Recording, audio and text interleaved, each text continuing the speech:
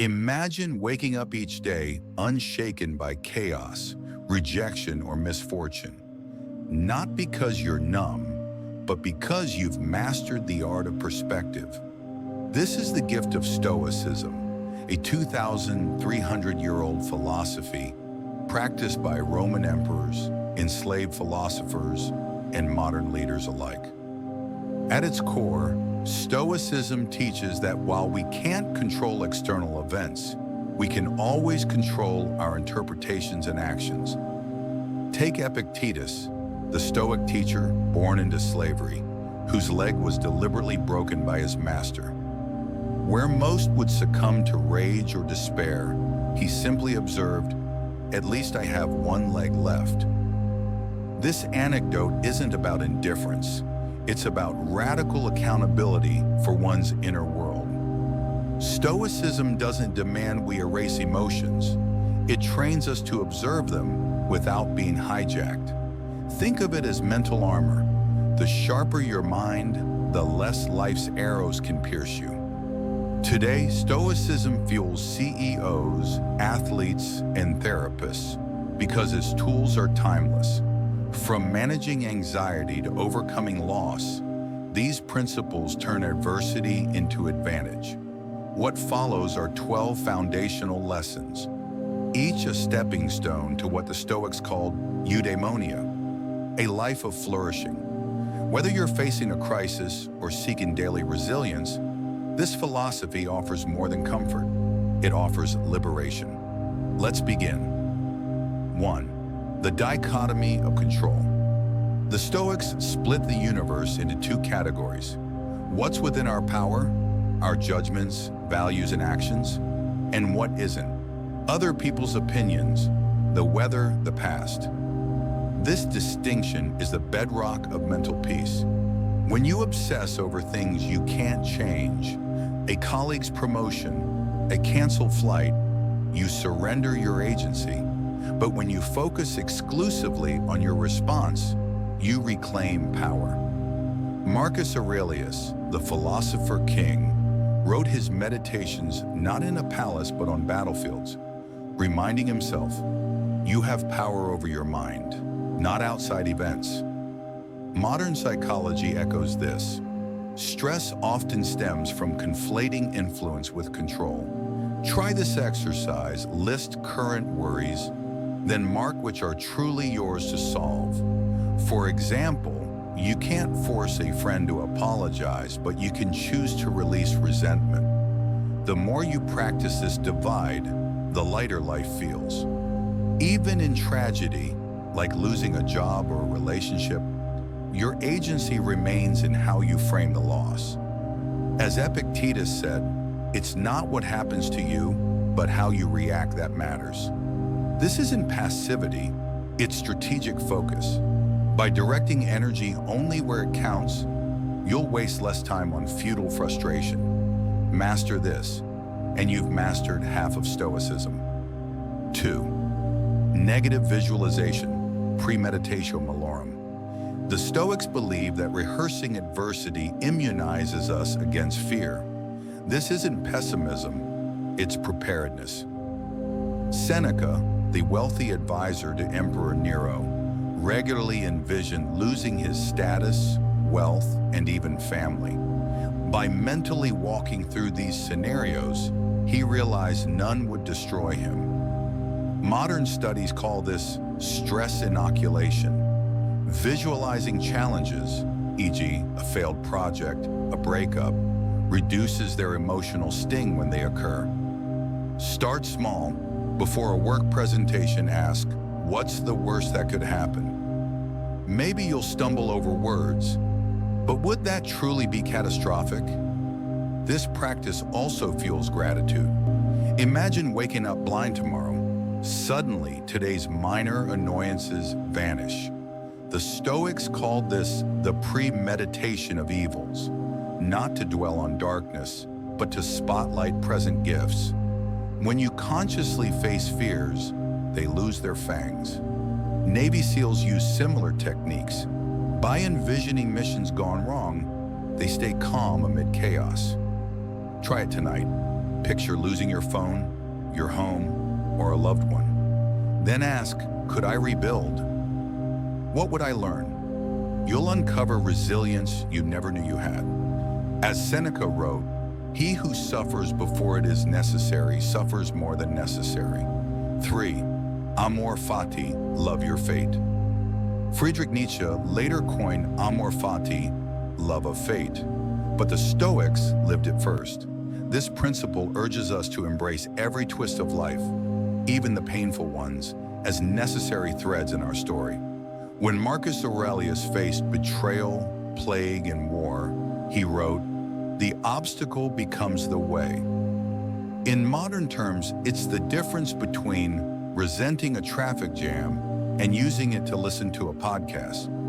Every setback carries hidden value. A layoff pushes you toward a better career. Illness teaches patience. Rejection redirects you to a truer path. The Stoics didn't deny pain but reframed it as training. Epictetus, born into slavery, argued that hardships reveal our mettle. Difficulties show what men are. To practice this, add, "And that's good," to complaints. "My flight was canceled, and that's good. I'll explore the city." This isn't delusion, it's creative problem solving. Even in grief, amor fati means asking, how does this loss deepen my compassion? Psychologists call this post-traumatic growth. By loving fate, you stop fighting reality and start flowing with it. As Seneca put it, fate leads the willing, drags the unwilling. 4th, memento mori, remember you must die. The Stoics practiced daily reflection on mortality not to induce fear, but to ignite purposeful living. This ancient exercise, called memento mori, remember you must die, was famously embodied by Roman generals who kept skulls at victory feasts to temper pride. Modern psychology confirms this practice's power. Studies show contemplating mortality for just 5 minutes daily increases gratitude and reduces trivial worries. Imagine holding your own funeral. What would people say about how you lived? This visceral visualization clarifies priorities instantly. The Stoics weren't morbid. They recognized death as life's great motivator. Marcus Aurelius wrote, "You could leave life right now. Let that determine what you do and say." When facing difficult choices, ask the cutting question, if this were my last year, would I spend time this way? Steve Jobs famously used this lens after his cancer diagnosis to focus solely on meaningful work. The practice isn't about fear, but about removing life's illusions, that there's always tomorrow to reconcile, create, or love. Try keeping a physical reminder, a skull ring, a phone wallpaper, to prompt daily reflection. Notice how petty arguments and procrastination fade when viewed through mortality's lens. As Seneca advised, we suffer more in imagination than reality, death included.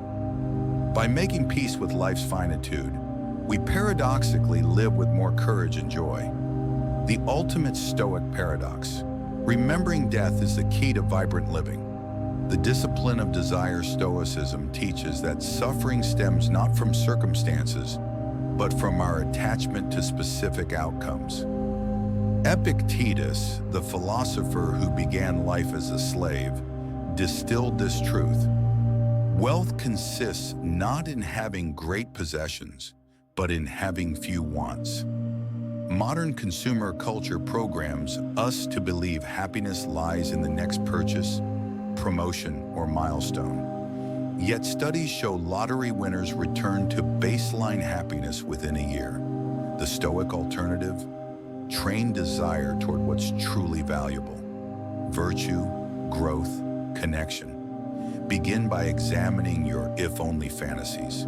If only I made more money, had a different partner, lived elsewhere. Now imagine possessing none of these. Could you still find contentment? The Stoics called this preferred indifference. things nice to have but unnecessary for happiness. Practice voluntary discomfort. Take cold showers, skip meals occasionally, wear simple clothes. These exercises reveal how little we actually need.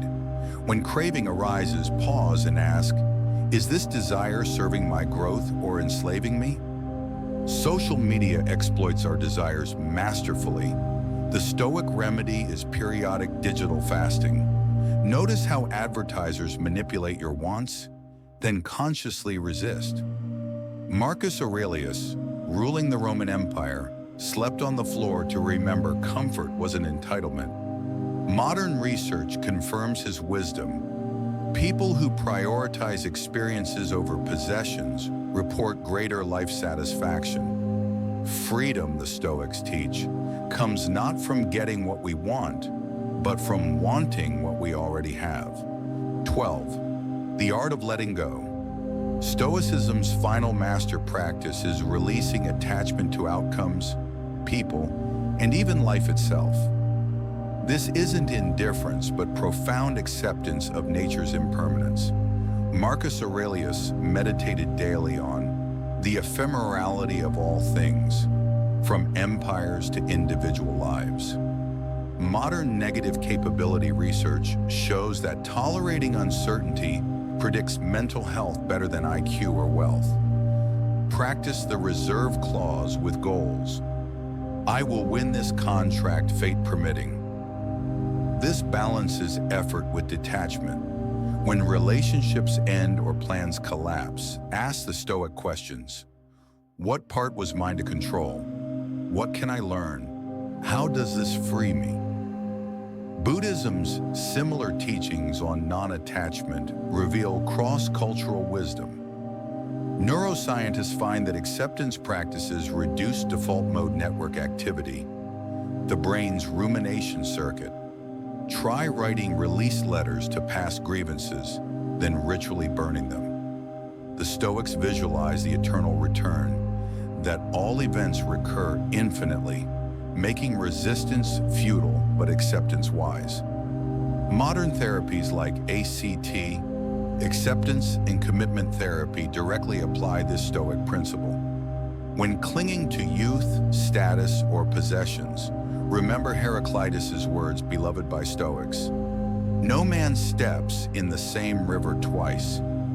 Epictetus taught that freedom comes from wanting nothing to be different than it is. This ultimate surrender isn't defeat, but alignment with reality. As Marcus wrote on his deathbed, "Go then in peace. The gods who let you go are at peace too." Stoicism isn't about perfection, but progress, what the ancients called prokopton, one who advances. Begin with one practice: morning mortality meditation, evening journaling, or weekly discomfort. Modern Stoic Week participants report 15% stress reduction from just 7 days of exercises. Remember Epictetus' promise, no one is master of another's proheresis, moral character. Your peace is ultimately your crafting.